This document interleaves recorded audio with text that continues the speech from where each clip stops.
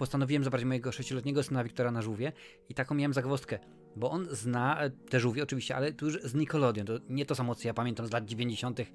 serial oczywiście Wojownicze Żółwie Ninja, czy też później film aktorski i zastanawiam się, czy on będzie w stanie się jakoś połączyć z tym, czy będzie znał fabułę, bo często jest tak, że dostajemy film i no, trzeba znać pewne historie, pewne fabuły, trzeba wiedzieć dokładnie o co chodzi, ale niepotrzebnie się martwię, bo rzeczywiście Wiktor jak najbardziej nie miał problemu z tym, żeby obejrzeć żółwie.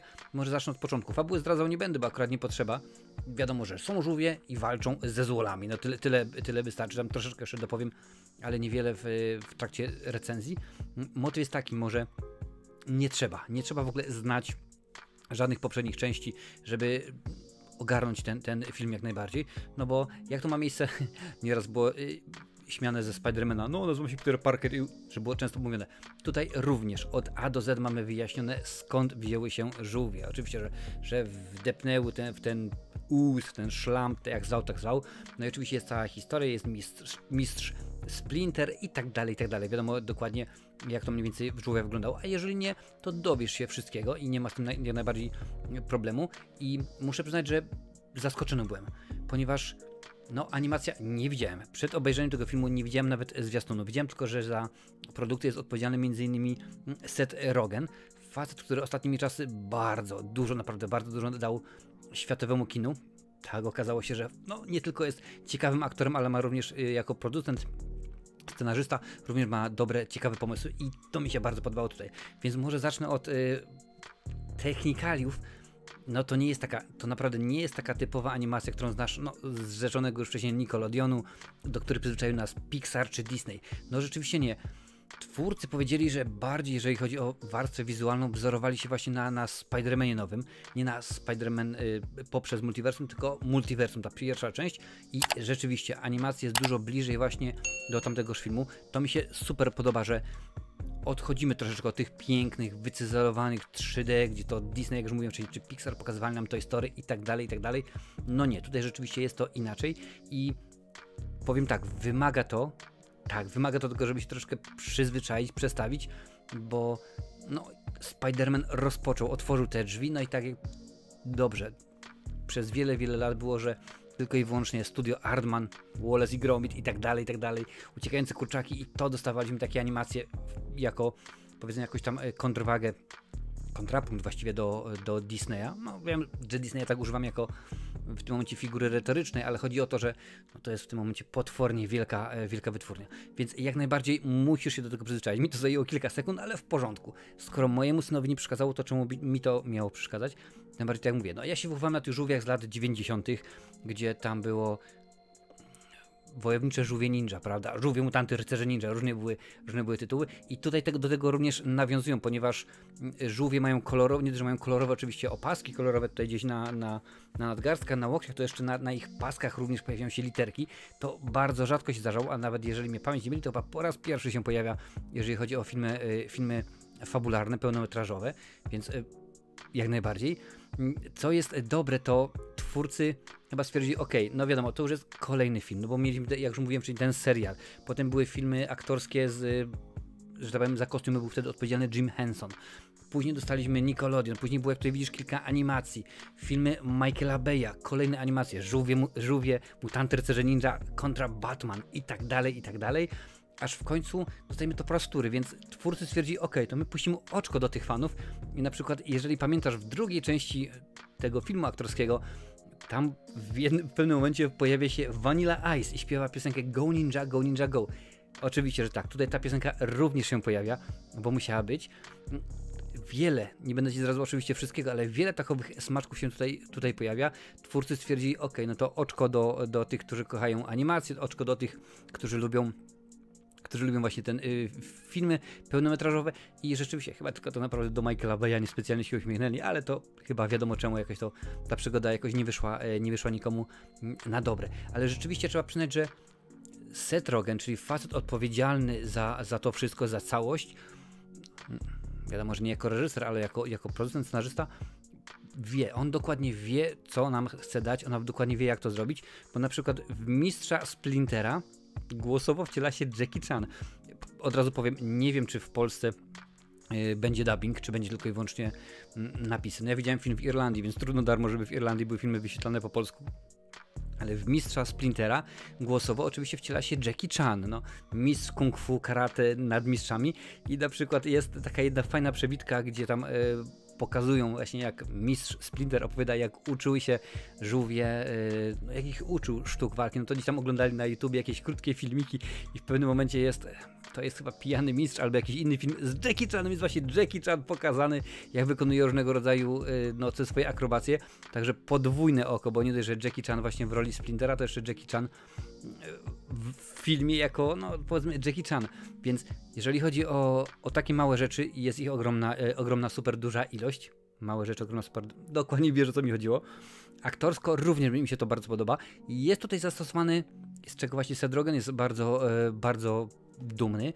Po raz pierwszy, jeżeli chodzi o wszystko, filmy, seriale, animacje i tak dalej, 4 mutantów, czy 4 naszych żółwi, głos pod nich podkładają właśnie nastolatki. Nie to, że jakiś tam stary facet czy coś, nie, po prostu nastolatki, jakoś tak. Rzeczywiście April O'Neil również jest nastolatką.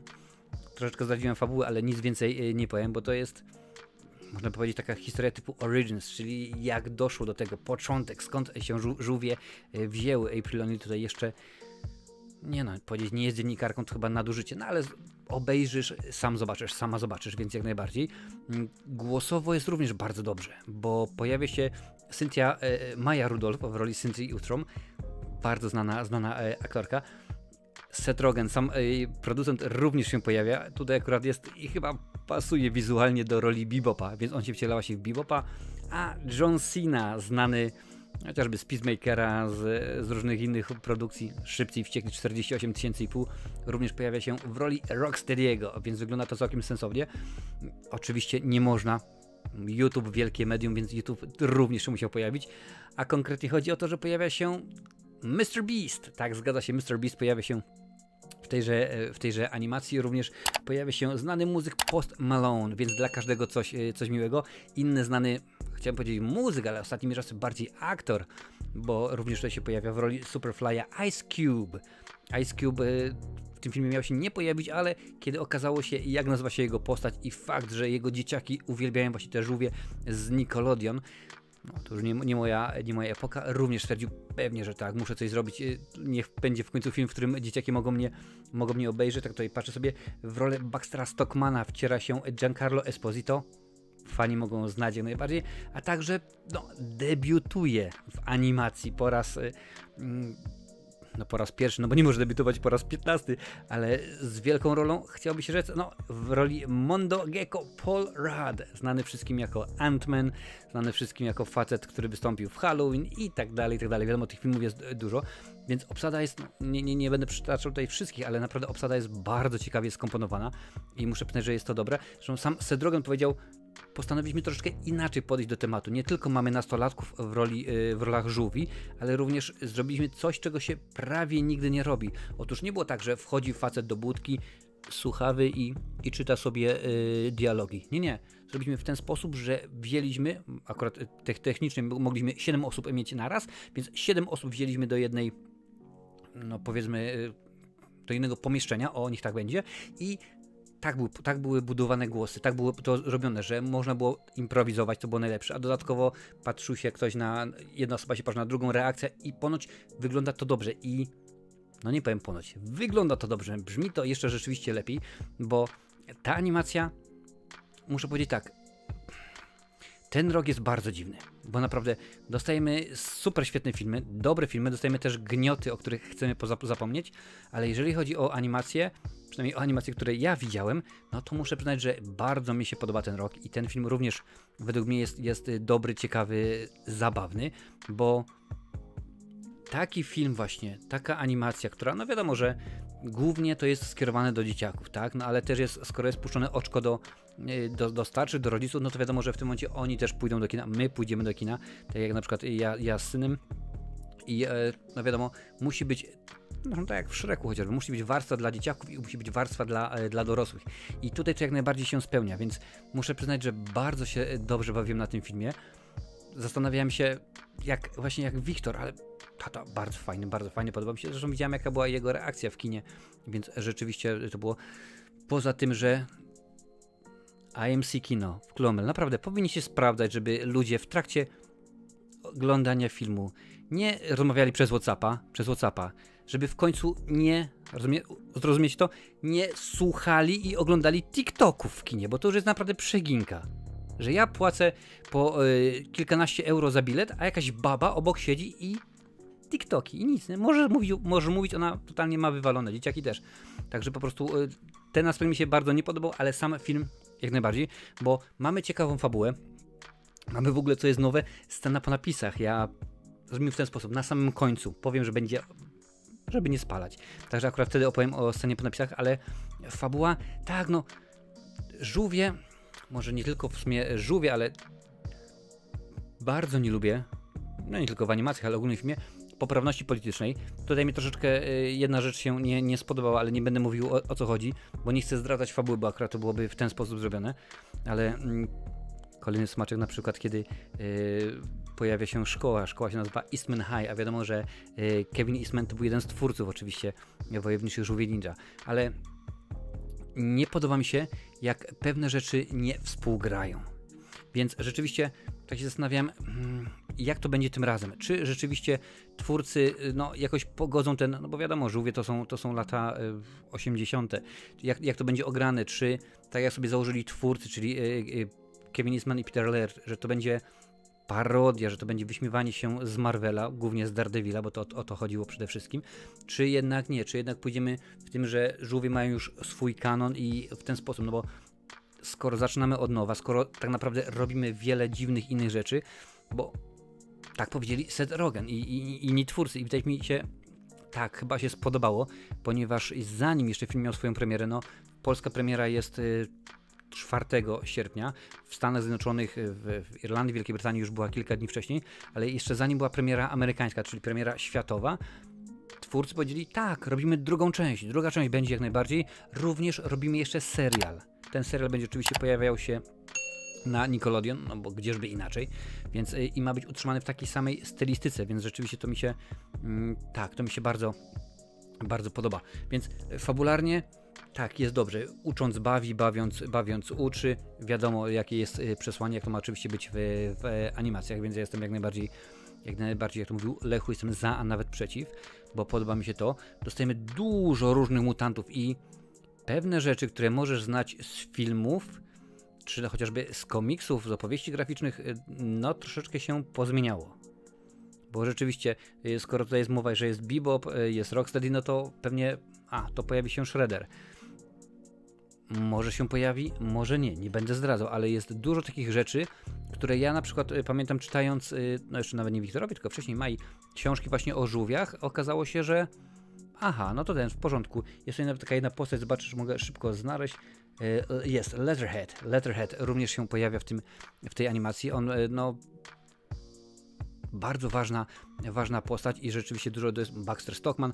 On tak naprawdę dopiero chyba w drugim filmie Michaela Bay'a został pokazany, wykonany specjalnie. Ja wiem, że on wiele lat temu był w tym serialu animowanym w latach 80., ale taką rolę odgrywał niekoniecznie. Później już ta jego postać była tak naprawdę odsunięta gdzieś tam na boczny tor, tak trochę go traktowano po macoszemu, więc kilka postaci w końcu się pojawia w większym wymiarze, w sensownym wymiarze, ciekawym.